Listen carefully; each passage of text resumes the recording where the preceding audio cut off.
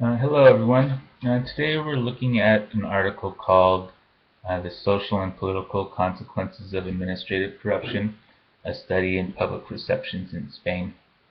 And basically this is a paper written by a few political scientists who wanted to see corruption and see its effect on society.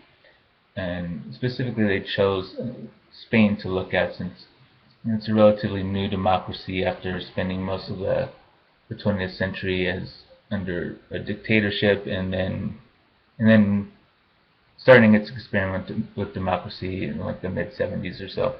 Um, so we could start looking at corruption and what are its effects insofar as like from a public administration point of view when we start thinking about efficiency and equity and in government. What does corruption begin to do to it? What does corruption in these areas carry over into other areas of society? In economic terms and kind of just social trust terms. Um, so in this study, they're going to look specifically just at corruption that occurs in the public sector, and within the public sector in two specific spots.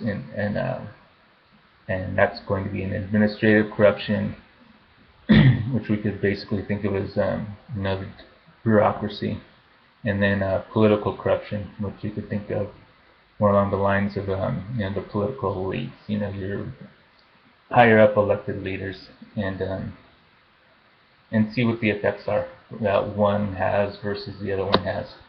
Um, and to do this research, they're looking at Spain to do this huge survey across the whole country.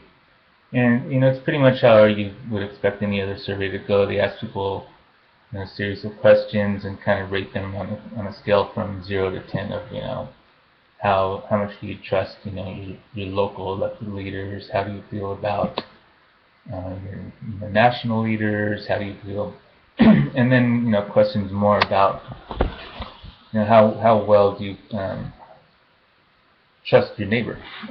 How well do you trust the basic, just some of the basic things that you deal with on your daily life? And what they find is, of course, kind of what you expect to find, as the more distrust, the higher the perception of corruption that there is in the public sphere, the less likely people are to trust, to have greater trust outside of that as well. And really the big problem with that is that if you don't trust your politicians or your administrative services to do their job, then it becomes a question of, well, why should I follow the rules? If nobody else is following the rules, what incentive is there for me to follow the rules? And of course, the incentive is there isn't an incentive.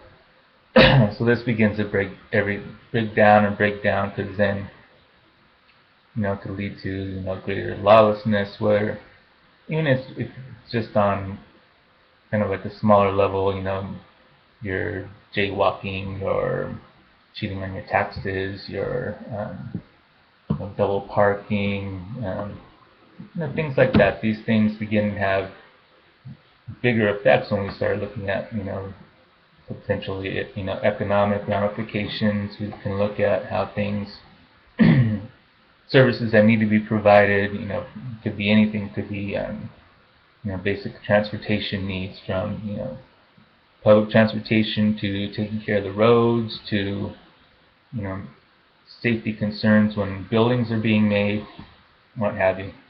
So when they look at Spain, Spain goes through this great period of growth in the last 15 years or so, much like as what occurred across the rest of Europe and in America. Tons of development, and the power really laid with local leaders to decide who could build, where they could build, and there's a tremendous amount of decisions and a tremendous amount of money to be made based on the decisions of a very few people, and a very few people who are generally perceived as corrupt. There's just huge corruption scandals going on in Spain in the early 2000s, And the response to that was viewed as weak. There wasn't a great response from the central government to kind of like squash this out. So they have this big idea that in Spain that its structure is corrupt, and nobody's really done anything about it.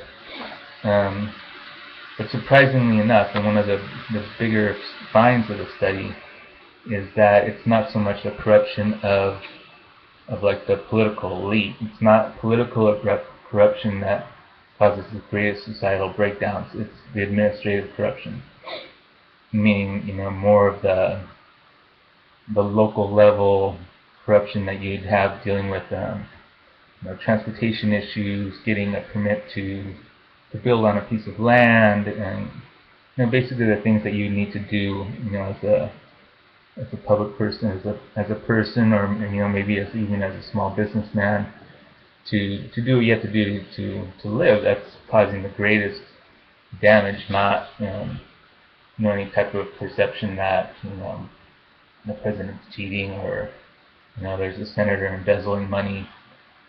Well, certainly that's a problem. It's not. That doesn't lead to the same types of problem that the administrative corruption does. But this can filter down to other areas, because then as that begins to break down, as corruption perceived there, then it really breaks down the social trust and the social fabric that any society needs to exist and to function on any type of normal level. So that's really that was their findings, and it's really left out.